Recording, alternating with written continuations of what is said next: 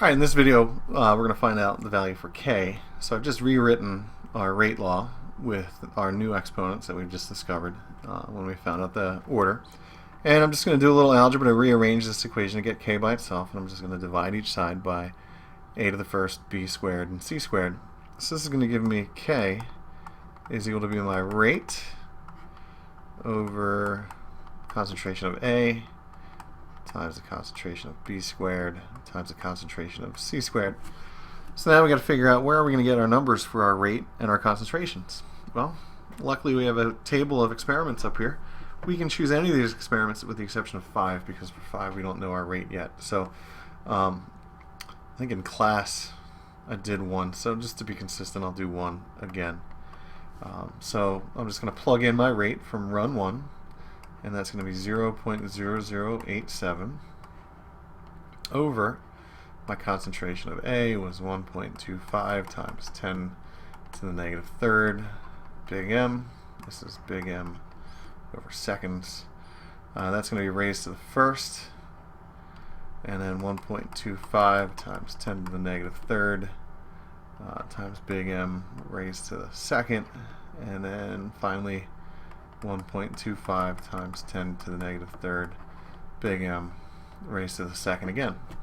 Well, notice just by coincidence all of these concentrations are the same. So I'm just going to combine all these.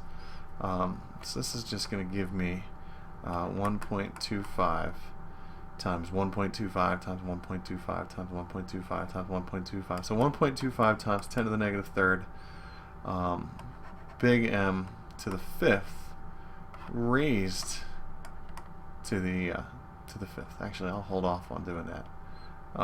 This whole number raised to the fifth here, because I've got one of them here, I've got two of them here, and another two of them there. So I'll just make the math a little easier on myself and a lot less typing in the calculator. I'm just going to take 0.0087 divided by 1.25 times 10 to the negative third, that quantity raised to the fifth. So we got to be careful how we enter it in the calculator. So I'm going to pause this, plug it in the old calculator, and then come on back. So if I do this, this is going to give me 2.85 times 10 to the 12th. My units here, I've got big M over S, and on the bottom I've got M to the fifth.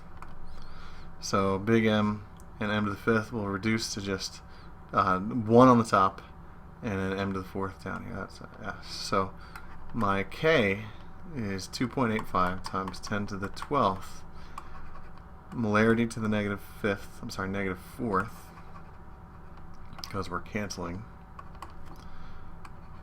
per second, which is seconds to the negative first. So that's my value for K. So K is equal to